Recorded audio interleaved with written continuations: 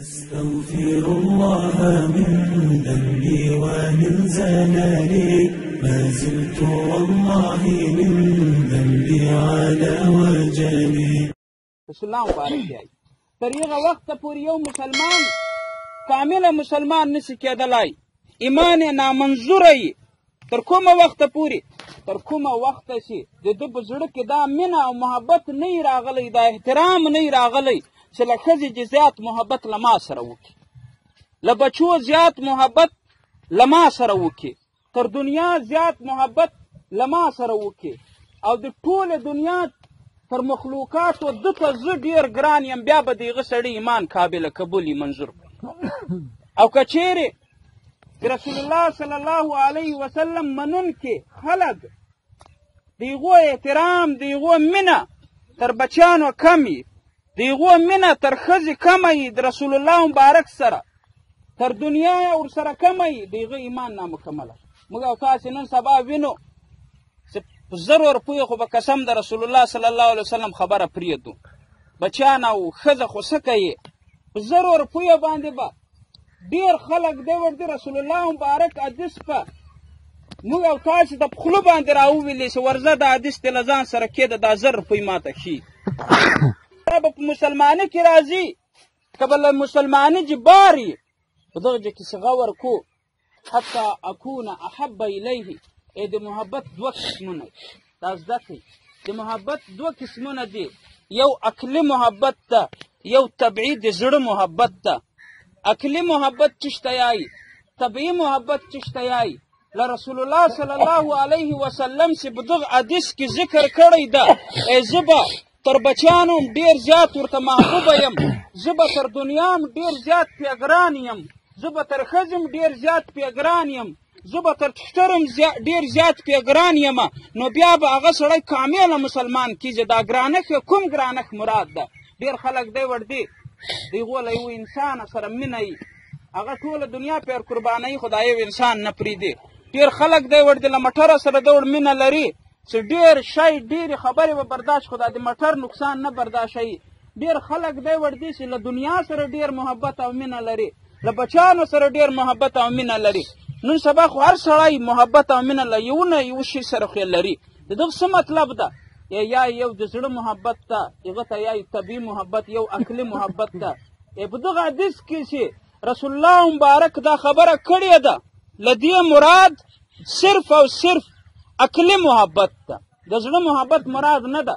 دا زړه د انسان په کنټرول کې نه وي، زوی به ډېر در باندې ګران وي، تر ټول مخلوق به زوی ډېر در باندې ګران وي، دنیا به ډېر در باندې ګران وي. دا نه در ښیم. رسول الله مبارک یایي عقلي محبت به د له ما سره وي. عقلي محبت څه شی ده؟ دا زده کړئ. عقلي محبت دغه ته یایي عزیزانو، د ګران پیغمبر د شنې ګنبد جانان حضرت محمد رسول الله ټول ویایي صلی الله علیه وسلم یوه خبره به راشي، ورسره به یو رواج عقل د اوس دا نه برداشت کوي چې زه رواج پرېږدم. ولې؟ کلی به راته وایي چې دا د اوس، ولې قوم به راته وایي دا د اوس شوی، عقل د دا نه برداشت کوي. عقلي محبت به رسول الله مبارک ته وراړی. څرنګه خبره به د رسول الله صلی الله علیه وسلم راسي، د الله حکم به راسي، د رسول الله په خوله باندې به دا حکم را رسېدلی چې و د ما امتي د ما خبره ومنه.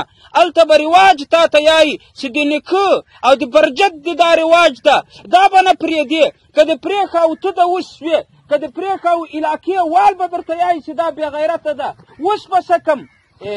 راسه د رسول الله مبارک ذهن خو به دې نه مني، خو عقلي محبت به د رسول الله مبارک خبرې ته راواړوي، هغه دین به در واخلي، دغه ته به یایي محبت کامل. خبره باندې پوه شواست؟ کله چې د رسول الله مبارک خبرې ته تر خپل رواج زیاته توجه ورکړې، بیا به ته یایي چې دا عقلي محبت دی.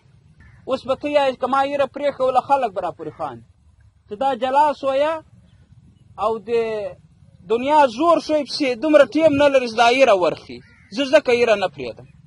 یو سړی به یایي چې دغه اوس شوپې له ځانه راته جوړ کړو، یو سړی به یایي ما که اذان وکړو په خپل جماعت کې دا خلک به یایي چې دغه ته ګورې له ځانه ملا راته جوړ کړو، خلک به راپورې خاندي.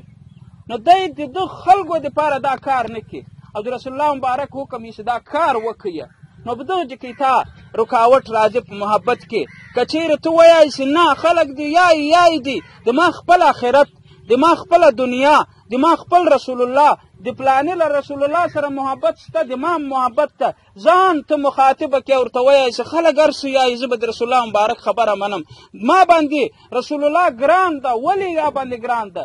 په زړکدن کې چې دی مبارک په آخري حالاتو کې غوږ یې ورژندې کوی، شونډان یې ښورېدل، ده وریم رب ته فریاد کوی امتي امتي، د ما د امت به څه کېږي، د ما د امت به څه کېږي.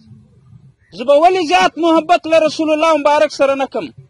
علامه منذري رحمت الله علیه فرمای قیامت په ورځ باندې اخیری سټیج درته یم، د قیامت په ورځ باندې به منبر یې راوړلی سي، د حشر په میدان کې به منبر یې کېږدي. د رسول الله مبارک په یو ډېر غټ منبر یې لکه د جمعې منبر سي ملایان پرې کښېني. ترغیب و ترهیب کې دا خبره رااخستې ده. علامه منذري رحمت الله علیه فرمای په دغه منبر باندې به ټول انبیا کښېني، خو د موږ او د تاسو خوږ پیغمبر به نه پرې کښېني. ولې نه پرې کښېني یا رسول الله؟ دا تا دپاره جوړ سوی ده.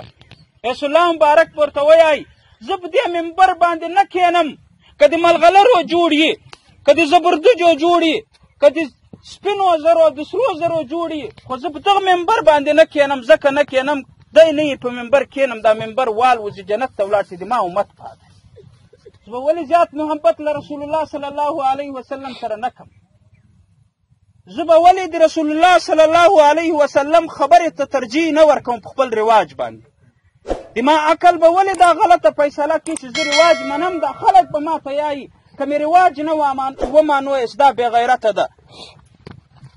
زه د 1,40,000 کم او بیش نبیان چې یو شل صفونه به ولاړ، زه د هغو خلکو ځان د اوس نه جوړوم چې روان یم، ما ته ټول مخلوق یایي چې دا د دین د اوس را روان، دا د دین غدار را روان ده.